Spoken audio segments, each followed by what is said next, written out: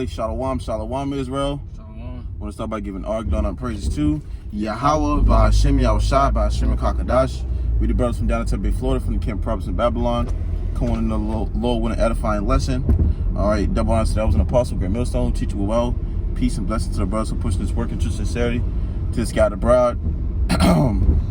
And as you can see, man, you know, this guy Tory Lanez is he's in, you know, a serious, you know, predicament right now with the industry, okay? Because, you know, ultimately this guy said that he's you know, got the insights of the industry, and that led to him being incarcerated and framed, being framed by the situation with the whole Megan Thee Stallion thing, man. You know, reason this came to the play, all right, to being a lesson, because this guy is saying that he's afraid for his life, man. Okay, he's afraid for his life, and this is what happens when you are, you know, signing the contract to these devils, man. Yeah. Or making agreements, okay.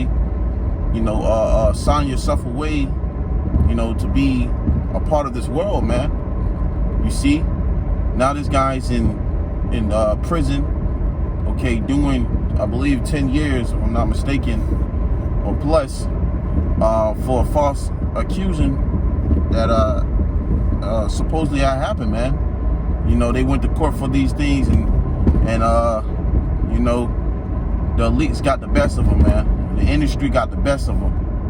All right, but shows you that signing away to these devils and messing around and doing the things of this world can lead you to having nothing, and it ultimately could be of death.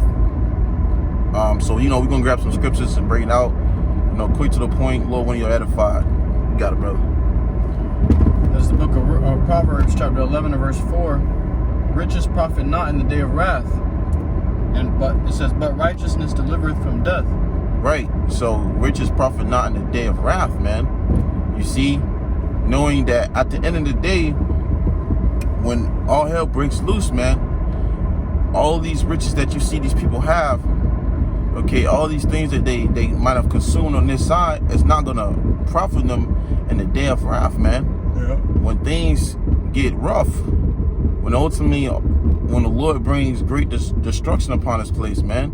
Yeah. You see, and a simple example is this guy being in a predicament where Esau has a hold on you. He can use anything and everything against you.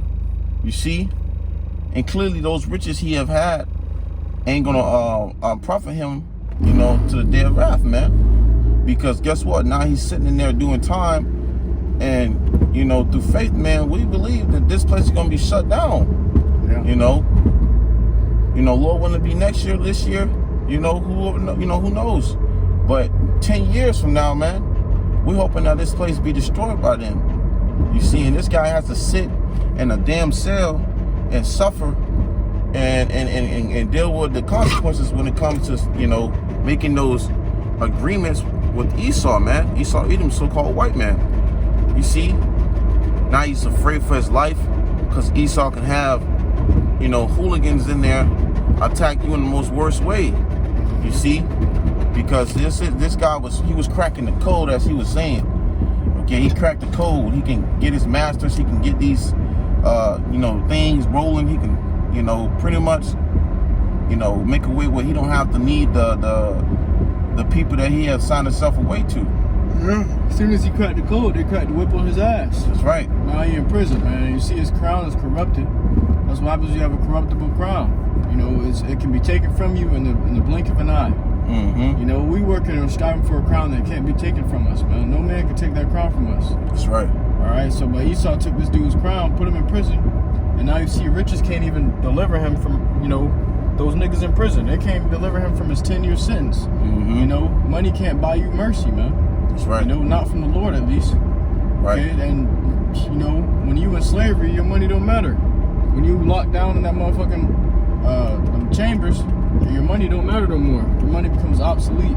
Right. You gotta be subject to those 10 years. And Tory Lanez a small dude, man. Mm-hmm. He's a small dude, so of course he's fearing for his life in there, man. them niggas gonna go to throwing him around like a fucking rag doll, man. You know, there's nothing he can do about it. Nobody gonna want to protect him in there, okay? But Esau took away all this man's protection. Esau said, "You cracked my system? All right, let's see you cracked the slavery system, nigga." It reminded him that he was still a nigga. It reminded him that he was still a slave, man. Right, and that's what that's the brutal,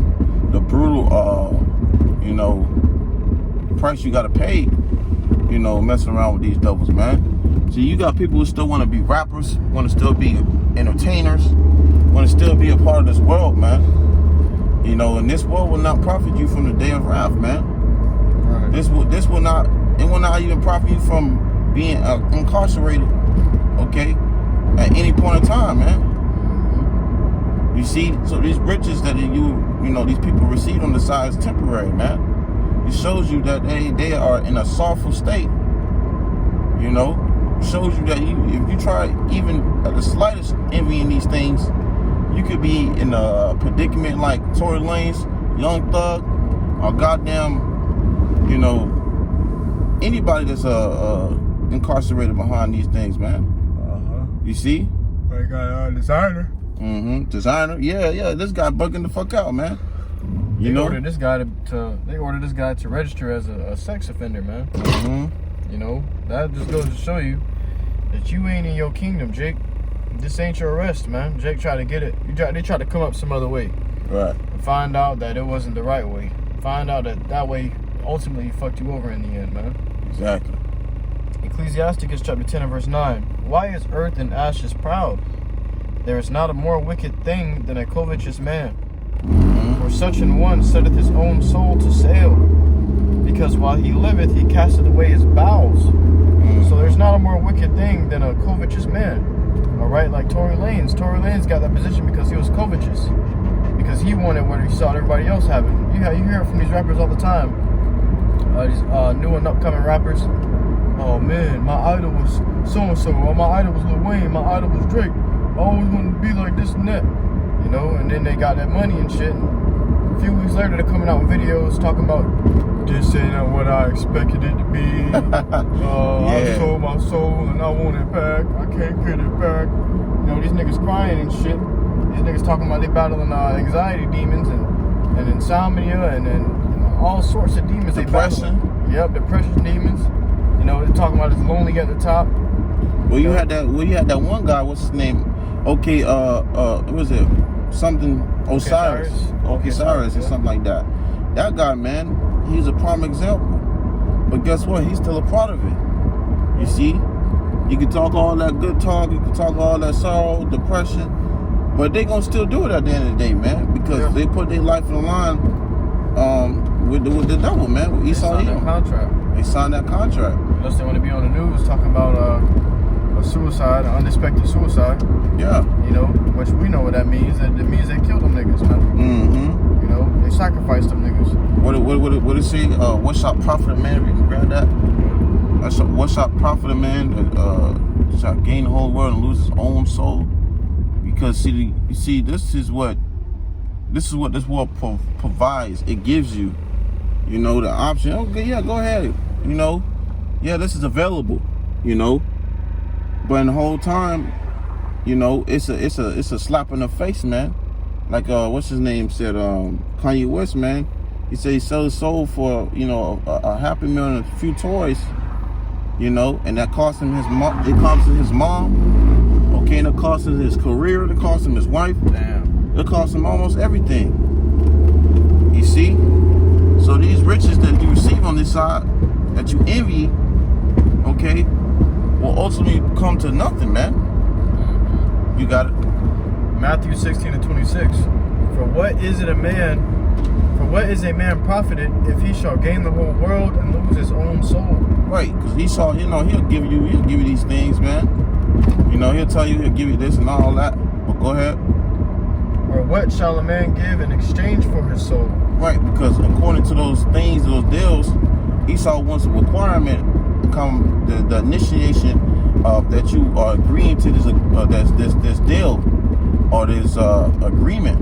And what is that? That means you either make certain sacrifices. See, when you go to sign a deal with these devils, man, are doing any kind of evil works with these devils, they require rituals, and they require sacrifices, and they require, you know, evil works. You see? And with that require, you know, you got to sacrifice a family member. You got to sacrifice your bowels. You know, you got dudes who bending over the black couch and get popped. All right, grown ass men get popped just to become a millionaire, famous rapper, just to turn around and be depressed and sick in the head because of the sacrifices he had to make, man. Yeah, this is butt broken. This is the price you gotta pay, you know, to be famous in this life. You see? But go ahead. That was on that. Bring it back from the top of the shot. It says, "For what is a man profited if he shall gain the whole world and lose his own soul?" Right, and that's what a lot of these people do, man. They want to be famous.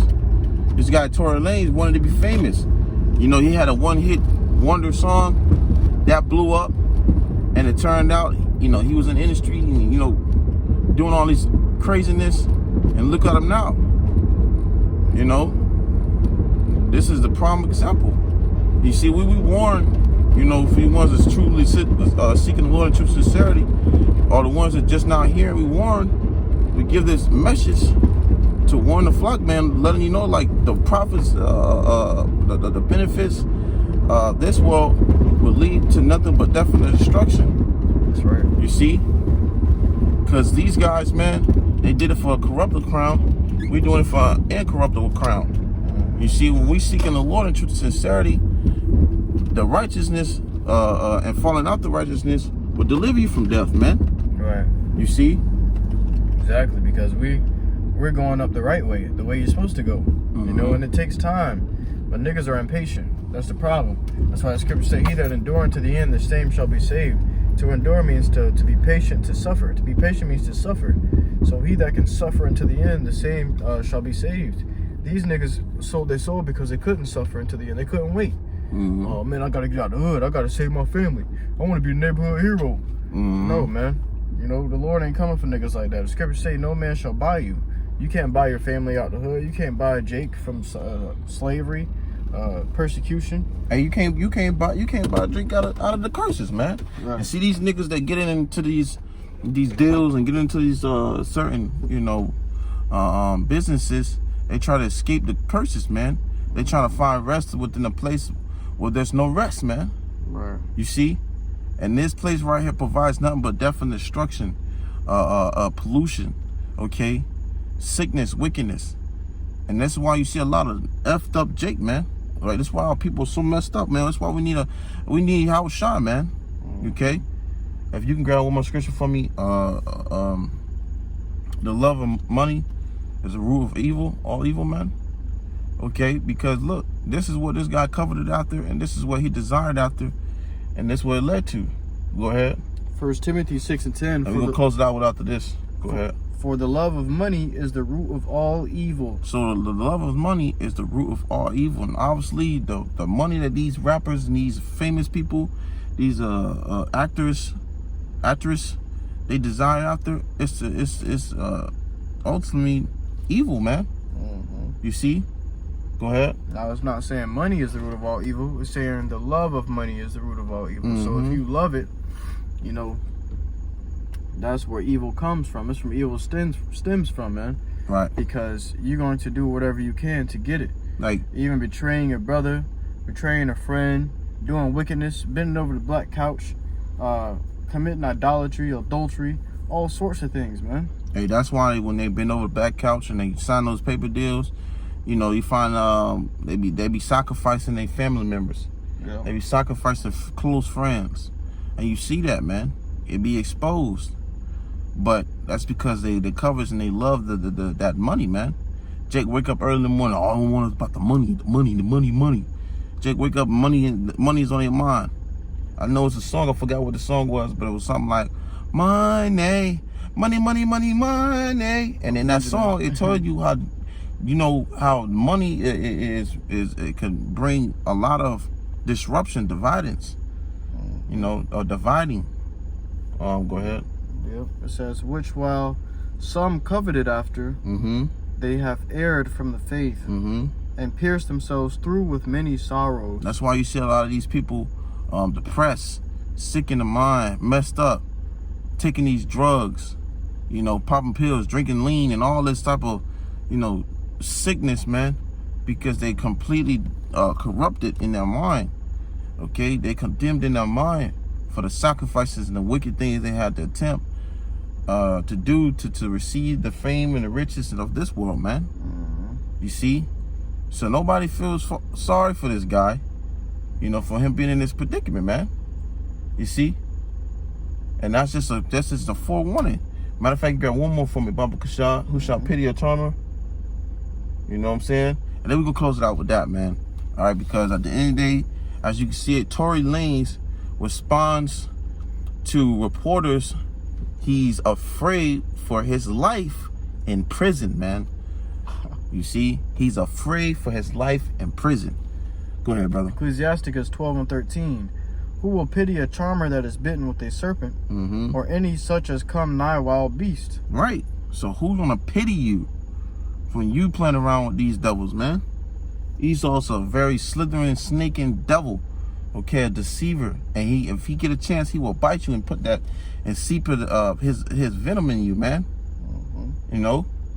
So hey, you decided to sign the contract and be along with these lines. Guess what? You paying the price, man. You know. Yeah, and people saying that he ain't even really shoot Meg in the foot, man.